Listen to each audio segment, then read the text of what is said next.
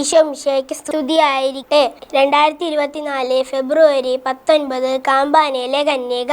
പരമ്പരാഗതമായ വിശ്വാസമനുസരിച്ച് 1507 നിർമ്മിച്ച പഴയ പള്ളി പുതുക്കിപ്പണിതതിനു ശേഷം ജോലിക്കാർ അതിൻ്റെ അവശിഷ്ടങ്ങൾ കുഴിച്ചെടുക്കുകയായിരുന്നു. ജോലി സമയം കഴിഞ്ഞപ്പോൾ പണിക്കാർ അവരുടെ ആയുധങ്ങൾ എടുക്കുവാൻ മറന്നുപോവുകയും അതിനായി തിരിച്ചു വരുമ്പോൾ കുഴിയിൽ എന്തോ ഒന്ന് തകർന്നു വീണതായി കാണുകയും ചെയ്തു. എന്നാൽ മാതാവിൻ്റെ രൂപത്തിനൊന്നും സംഭവിച്ചില്ല. ആ പ്രദേശത്ത് തുടർച്ചയായി ധാരാളം അത്ഭുതങ്ങൾ നടന്നു. ഈ സംഭവങ്ങളുടെ ഓർമ്മയ്ക്കായി 21 തവണ ആചാരവെടിയോടുള്ള പ്രദക്ഷിണത്തോടും കൂടി പട്ടണത്തിലെ ജനങ്ങൾ ഫെബ്രുവരി 16 മുതൽ 19 വരെ തങ്ങളുടെ മധ്യസ്ഥയുടെ തിരുനാൾ ആചരിച്ചു വരുന്നു. കാമ്പാനയിലെ കന്യകയെ കാമ്പാനയുടെ രക്ഷാധികാരിയായി പ്രഘോഷിക്കുകയും കൗദാശികമായി 1915 ഏപ്രിൽ 25 കിരീടമണിയിക്കുകയും ചെയ്തു. പരിശുദ്ധാത്മാവേ നീ എഴുന്നള്ളി വരണമേ എൻ്റെ ഹൃദയത്തിൽ, ദിവ്യദാനങ്ങൾ ചിന്തി എന്നുള്ളിൽ ദൈവസ്നേഹം നിറയ്ക്കണേ. വിശുദ്ധ ലൂക്കാ എഴുതിയ സുവിശേഷം 1-ാം അധ്യായം 46 മുതൽ 56 വരെയുള്ള വാക്യങ്ങൾ. മറിയത്തിൻ്റെ സ്തോത്രഗീതം.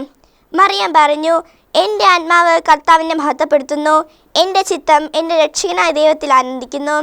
അവിടുന്ന് തൻ്റെ ദാസിയുടെ താഴ്മയെ കടാക്ഷിച്ചു. ഇപ്പോൾ മുതൽ സകല തലമുറകളും എന്നെ ഭാഗ്യവതി എന്ന് പ്രകീർത്തിക്കും. ശക്തനായവൻ എനിക്ക് വലിയ കാര്യങ്ങൾ ചെയ്തിരിക്കുന്നു, അവിടുത്തെ നാമം പരിശുദ്ധമാണ്. അവിടുത്തെ ഭക്തരുമേൽ തലമുറകൾ തോറും അവിടുന്ന് കരുണ വർഷിക്കും.